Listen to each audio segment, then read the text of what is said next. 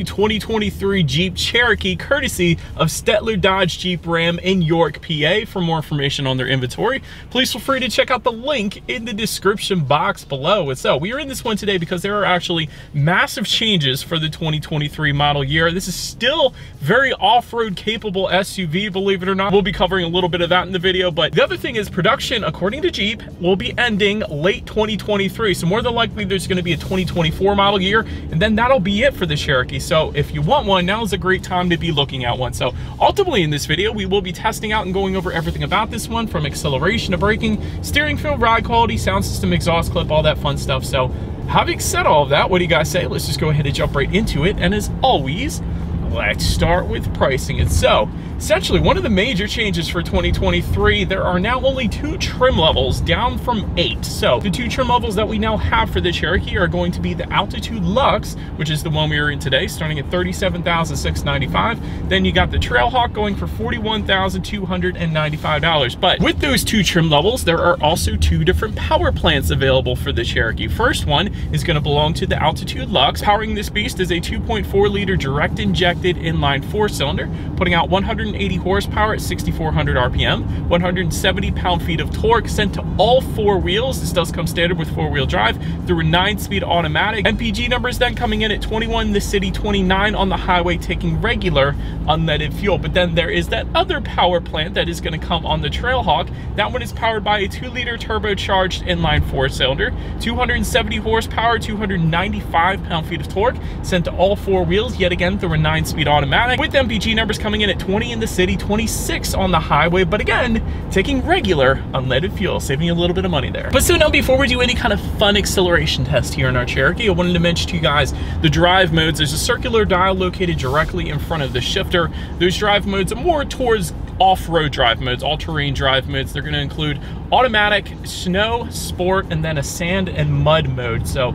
again, they can be adjusted through that circular dial, but they're going to adjust things like the shift points, throttle response, and traction control settings, and then the torque distribution as well. So now having got all of that out of the way, what do you guys say? Let's go ahead and find a straightaway. Let's put the Cherokee here to the test, and let's see how quickly we can get this one here up to speed. Screw it. Let's just do it here. 3, 2, 1. Yeah, baby!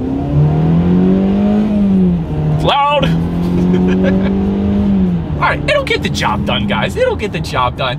Not the quickest thing in the world. It's certainly loud when you really get on it. So that was kind of cool, but yeah, not the quickest thing in the world, but that was fun. Anyways, to go along with that acceleration, as always, braking is equally important. So up front, you will find 13-inch ventilated front discs. In the back, 12.6-inch solid rear discs. As far as this 60-0 stopping distance goes, as we are coming up to a red light right here, 124 feet from 60. That is pretty average for the segment, which is fine, honestly. A lot of times with the SUVs, they come in the upper 120s, if not 130s, like the Volkswagen Atlas comes in at 139 feet. So 124 is perfectly fine, and since there's really nobody behind me, let me just hit the brakes. Whoa, that's a firm braking feel. I like that. So a lot of times with SUVs, you're gonna get softer braking feels. They're gonna be kind of emotionless, but with firm braking feels, it does instantly bring you to a stop. So if you got kids in the back, in my opinion, that is something you definitely want, because you don't want to hit the person in front of you. So 124 feet is plenty fine. The braking feels on the firm side. I love it. Then touching on suspension and handling, a 4-wheel independent suspension will come standard front and rear stabilizer bars. But if you were to go with that Trailhawk, you're also going to get an off-road raised suspension to go along with that, and a locking rear differential as well. So overall, since we don't have that Trailhawk, as far as ride quality goes, it's actually been perfectly fine in my short test drive here today, so definitely no issues there. As far as steering feel goes, it does tend to lean on the looser side of things, but that is to be expected typically in most SUVs, so it's not going to bother me for buying this specific car. But maybe if they decide to reinvent the Cherokee way down the line, they could put a sport driving mode with a heavier steering feel or something like that, but it's not bad. I don't mind it too much. But as far as cabin noise goes, we're going 40 miles per hour. There is a little bit of road noise, not a whole lot of wind noise whatsoever coming into the cabin, but you can definitely tell there is some road noise here. And touching on visibility, I can see 100% perfectly fine out my rear view mirror there, so definitely not going to have any issues there. But you actually also get rain sensing windshield wipers to come standard on both trim levels, so I like that. That's going to assist with forward visibility, and essentially what that is whenever the Cherokee detects any kind of mist or rainfall, it's going to automatically turn on those windshield wipers for you. So it's just one less thing you got to worry about, kind of like automatic headlights. But that pretty much rounds out the performance segment of this review, guys. Let's now go ahead and take a look at the exterior of our brand new 2023 Jeep Cherokee. All right, so here she is, you guys, the new 2023 Jeep Cherokee, finished in granite crystal metallic is the exact name of our exterior color that we have on this one here today. As always, let's go ahead and start with where the Cherokee is actually made. Taking a look at the VIN, first character is the number 1, indicating that the Cherokee, at least for US customers, is built here in the United States. But let's go ahead and start up front on this one now. Signature Jeep front grille as expected. I like that it's finished in a black finish as well, because back in the day there were chrome finishes and all kinds of different finishes actually. And then a matte black finish to the lower portion of that front bumper, but that also comes standard with the Trailhawk. And I did want to mention there are more body colored accents for the Altitude Luxe that we have today. Trailhawk is going to give you a lot more matte black accents on the lower portion of that front bumper, so a little differentiation there. You also get 2 red tow hooks if you were to go with that Trailhawk edition. To the sides though, LED headlights do come standard with LED daytime running lights. You also get the automatic feature, meaning when it starts to get dark at night, headlights will turn on automatically for you there. And then just below, you actually do have LED fog lights coming standard on both trim levels, so that is pretty cool too. They look dang good down there. But that pretty much rounds out the front end of this one. Let's now go ahead and make our way to the side of the Cherokee. All right, so now since we are around to the side of this one, all the way to the top there, roof rails do come standard on both trim levels. Silver or black window surrounds, dependent upon the configuration that you go with. Rear privacy glass, of course, is going to come standard as well. Taking a look at the side mirrors, they are body colored power adjustable side mirrors. They will be heated with integrated turn signals then as well. I like the Cherokee lettering found on the front doors to go along with all of that. Definitely a nice added touch there. Then taking a look down at the wheel setup, 17 by 7 inch gloss black alloys coming standard, but if you were to go with that Trailhawk, you will get 17 by 7.5 inch alloys, so a little bit wider of a wheel setup there if you were to go with that Trailhawk. But overall, again, that pretty much rounds out the side profile. Let's now go ahead and make our way to the back. All right, so but now since we are around to the back of this one, you guys can see that antenna found all the way to the top, up on the rooftop. Just below that, rear spoiler with an integrated brake light. Just below that, rear window wiper. You do have LED taillights. They look dang good back there. That does come standard for both trim levels, of course. Got some 4x4 badging back there as well. And then just below it all, you will find a matte black finish to the lower portion of that rear bumper. And then there is a single exhaust outlet kind of tucked away on the driver's side underneath there. So having said that, I do believe you guys know what we have to do next. As always, here is that exhaust clip.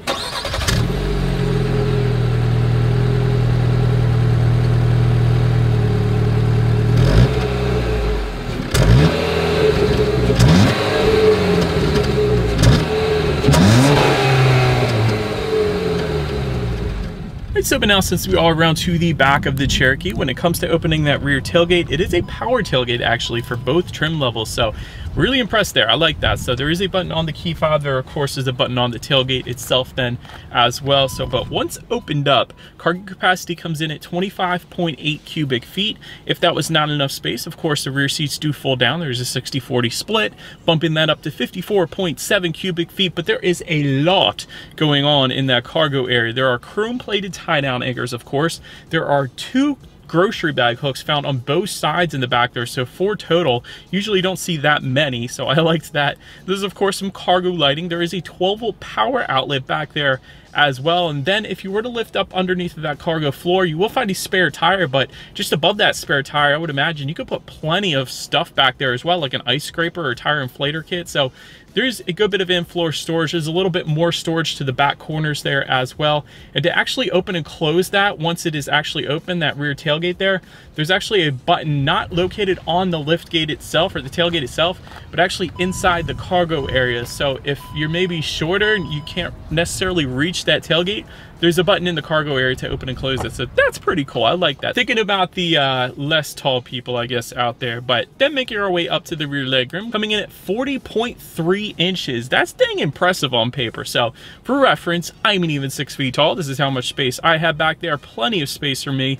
Rear center armrest with cup holders does come standard as well. Rear ventilation coming standard in both trim levels. There's charging ports back there, but to my surprise, also a 115-volt power outlet outlet, which usually you don't always get on SUVs, so I like seeing that on both trim levels. So big fan of the rear seats and what they got going on back there.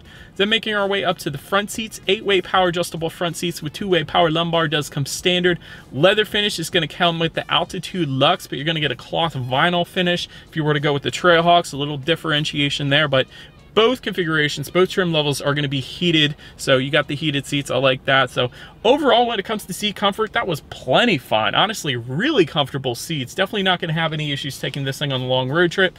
Then taking a look at the steering wheel, it is tilt and telescoping, of course. It is wrapped in leather, very smooth leather. I like that. And I like the since 1941 kind of writing found on the bottom portion of the steering wheel as well. That is pretty darn cool. But anyways, now let's go ahead and make our way to the startup. Let me start by showing you guys the key here. You got your Jeep logo on the one side. When you flip it over, lock, unlock, the button to pop the rear tailgate, and the ×2 button, that's going to be a remote start. But it is all keyless entry with a push button start. So all I'm going to do here is simply put my foot on the brake and press that engine start button located just by the driver's right knee. And so once started up, there is tachometer all the way to your left, speedometer is on your right, and there is a digital display front and center to control what is on that digital display. There are steering wheel mounted controls found on the left side of the steering wheel, allowing you to toggle between different things like a digital speedometer if you wanted it. There's some tire pressure information, it looks like, some driving statistics, trip A, trip B. You can disable that start-stop system, of course, some radio information, when you need your next oil change. The list goes on. So pretty much everything you could possibly want up there, along with how many miles you have left until you hit empty as well. Then making our way to overall interior quality, we have an optional panoramic moonroof today. We have a package option with us, so both front and rear passengers have a view of the sky. That's pretty dang cool. Halogen interior lighting does come standard. There is an overhead sunglass holder up there as well. I like that. Looks like we got an auto dimming rear view mirror as well. Homely controls found on the driver's side sun visor for up to 3 different garage doors. Just in front of the shifter, you have a little bit of storage for your cell phone. There's a 12-volt power outlet, couple charging ports, electromechanical parking brake right behind the shifter. You got your dual cup holders, and within the center armrest, you got a little bit like a 2-tier system, a little bit of rubberized storage, but then you also have a decent amount of storage in there, a couple coin holders, and a USB charging port yet again. Overall, though, on the interior quality side of things, everything is kind of finished on the basic side, at least when it comes to the doors and stuff like that. I do like the design to the door handles themselves, though. That looks pretty darn cool, but a lot of basic black plastic, basically. But anyways, let's now go ahead and make our way to the infotainment screen here, because this looks pretty darn cool. For one, it's telling us that there is a wind advisory, so it's going to tell you that. So I'm just going to go ahead and exit out of that. You do a Bluetooth and audio streaming. There's Android Auto, Apple CarPlay, factory navigation system as well. So I got that pulled up for you guys here. You could check out your climate control settings up there if you wanted to, and of course your radio information. So when it comes to the sound system of the Jeep Cherokee, 6 speakers is going to come standard for both trim levels available. So having said that, I do believe you guys know what we have to do next. Let's go ahead and turn on the radio, see what we got playing today, and let's test out the clarity of this one.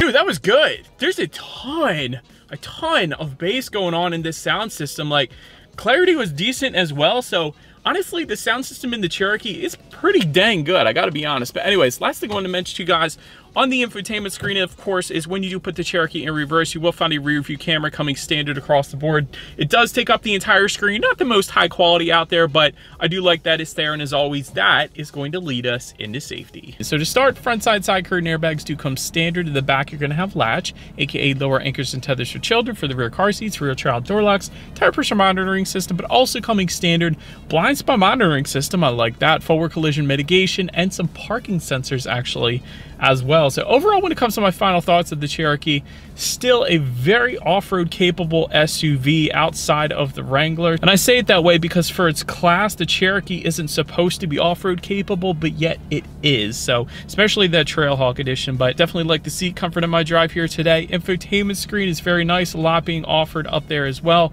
As far as room for improvement goes, not the very best fuel economy out there, but then again, Jeep isn't really known for fuel economy, but it's priced a little higher than its competitors as well. And so, but that is about it for this one, you guys. Thank you so much for watching. Let me know what you guys think of the Cherokee in the comments section below.